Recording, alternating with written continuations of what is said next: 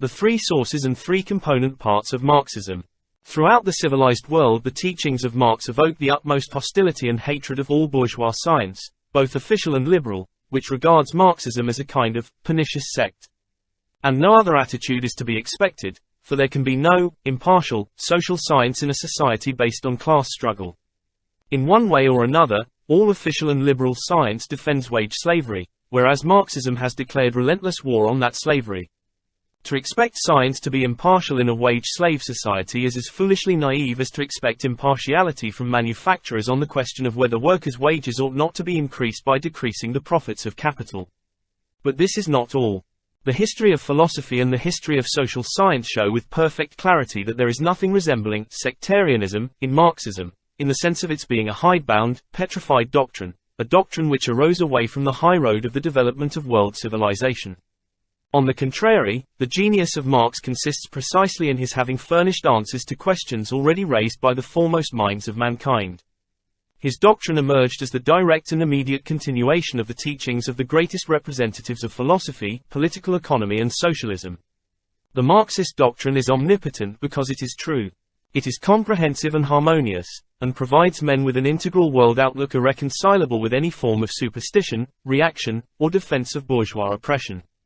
It is the legitimate successor to the best that man produced in the 19th century, as represented by German philosophy, English political economy and French socialism.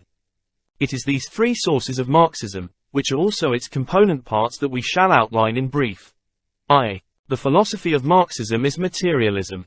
Throughout the modern history of Europe, and especially at the end of the 18th century in France, where a resolute struggle was conducted against every kind of medieval rubbish, against serfdom in institutions and ideas, materialism has proved to be the only philosophy that is consistent, true to all the teachings of natural science and hostile to superstition, Kant and so forth.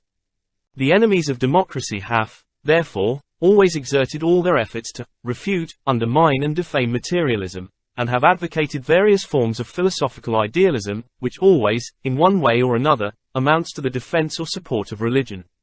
Marx and Engels defended philosophical materialism in the most determined manner and repeatedly explained how profoundly erroneous is every deviation from this basis. Their views are most clearly and fully expounded in the works of Engels, Ludwig Feuerbach and Anti-Düring, which, like the Communist Manifesto, are handbooks for every class-conscious worker. But Marx did not stop at 18th-century materialism.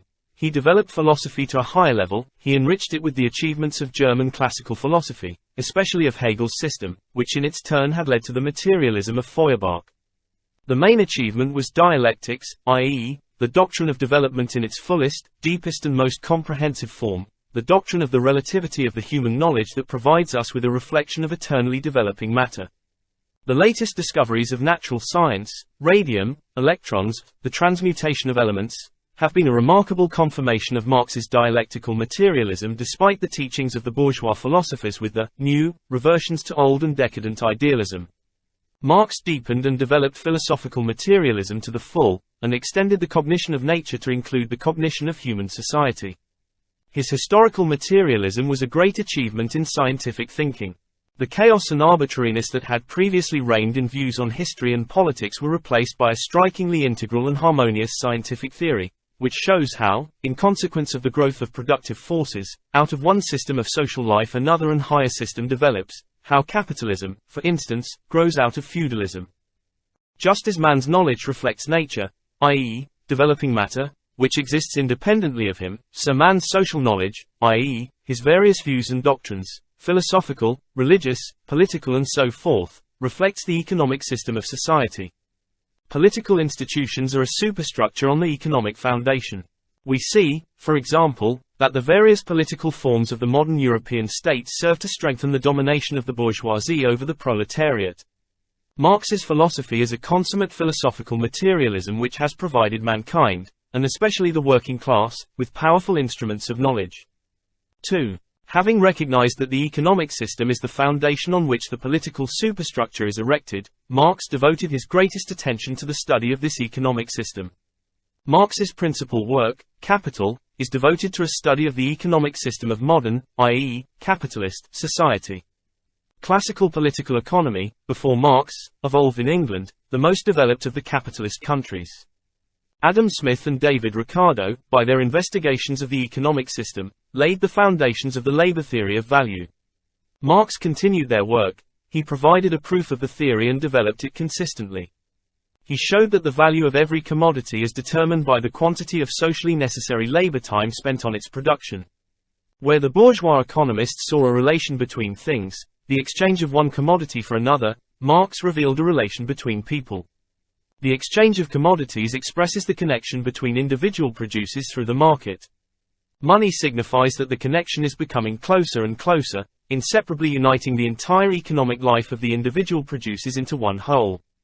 Capital signifies a further development of this connection. Man's labor power becomes a commodity.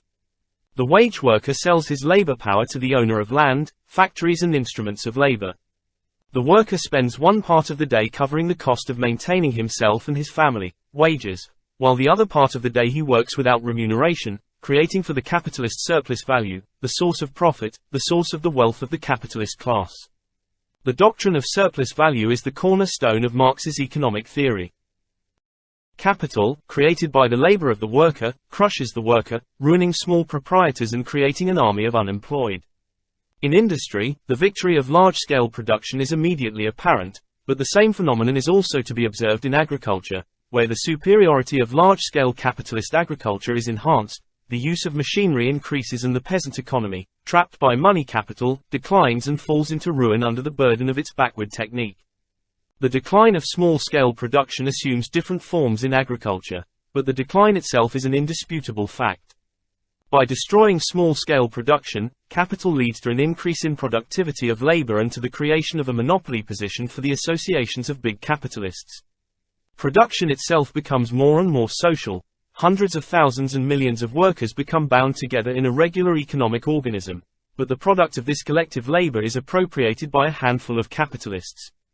Anarchy of production, crises, the furious chase after markets and the insecurity of existence of the mass of the population are intensified. By increasing the dependence of the workers on capital, the capitalist system creates the great power of united labor. Marx traced the development of capitalism from embryonic commodity economy, from simple exchange, to its highest forms, to large-scale production. And the experience of all capitalist countries, old and new, year by year demonstrates clearly the truth of this Marxian doctrine to increasing numbers of workers. Capitalism has triumphed all over the world, but this triumph is only the prelude to the triumph of labor over capital. 3. When feudalism was overthrown and free, capitalist society appeared in the world, it at once became apparent that this freedom meant a new system of oppression and exploitation of the working people. Various socialist doctrines immediately emerged as a reflection of and protest against this oppression. Early socialism, however, was utopian socialism. It criticized capitalist society, it condemned and damned it, it dreamed of its destruction, it had visions of a better order and endeavored to convince the rich of the immorality of exploitation. But utopian socialism could not indicate the real solution. It could not explain the real nature of wage slavery under capitalism, it could not reveal the laws of capitalist development, or show what social force is capable of becoming the creator of a new society. Meanwhile, the stormy revolutions which everywhere in Europe, and especially in France, accompanied the fall of feudalism, of serfdom, more and more clearly revealed the struggle of classes as the basis and the driving force of all development. Not a single victory of political freedom over the feudal class was won except against desperate resistance. Not a single capitalist country evolved on a more or less free and democratic basis except by a life and death struggle between the various classes of capitalist society. The genius of Marx lies in his having been the first to deduce from this the lesson world history teaches and to apply that lesson consistently. The deduction he made is the doctrine of the class struggle.